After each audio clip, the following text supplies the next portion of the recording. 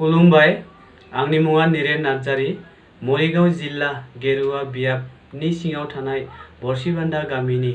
बाथौ बिबुंसारनि दैदेननायाव आरज बादायलायनाय हाबाफारियाव आंबो बाहागो लादों। आरजनि गिबि सिरि अ आफा अ आफा अ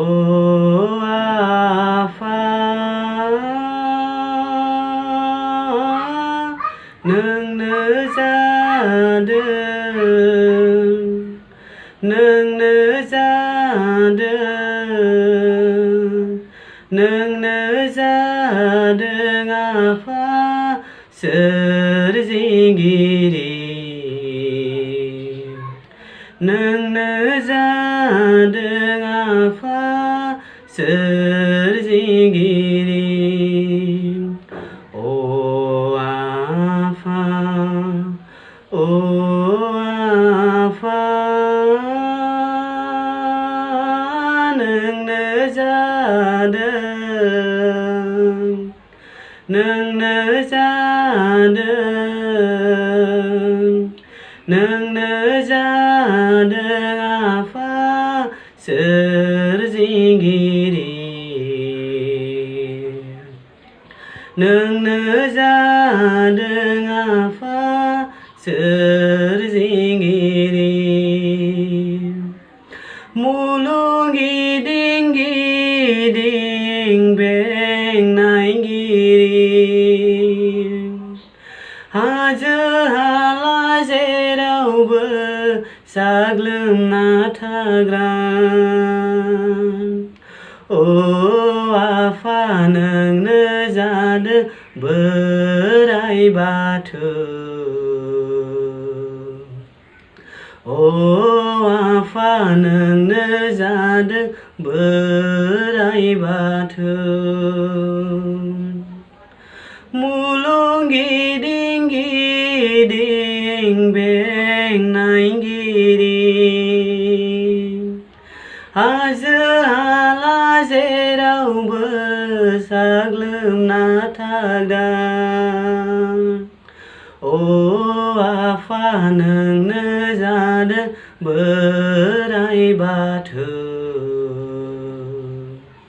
ओ आफा नोंनो जादों बोराइ बाथौ ओ आफा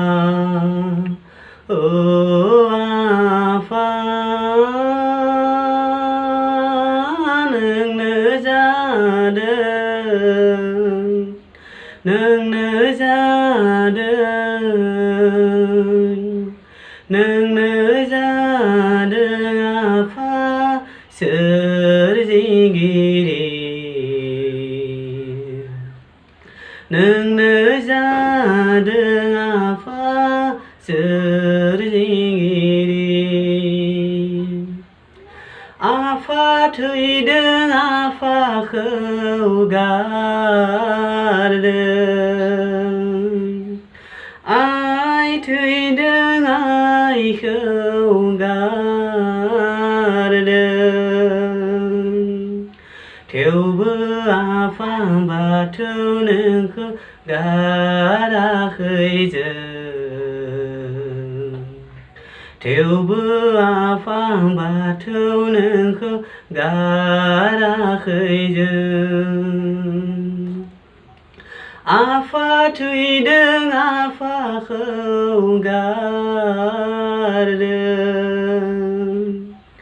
आइ थैदों आइखौ गारदों थेवबो आफा बाथौ नोंखौ गाराखै जों थेवबो आफा बाथौ नोंखौ गाराखै जों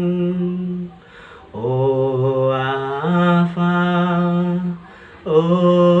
आफा नोंनो जादों नोंनो जादों नोंनो जादों आफा सोर सोरजिगिरि नोंनो जादों आफा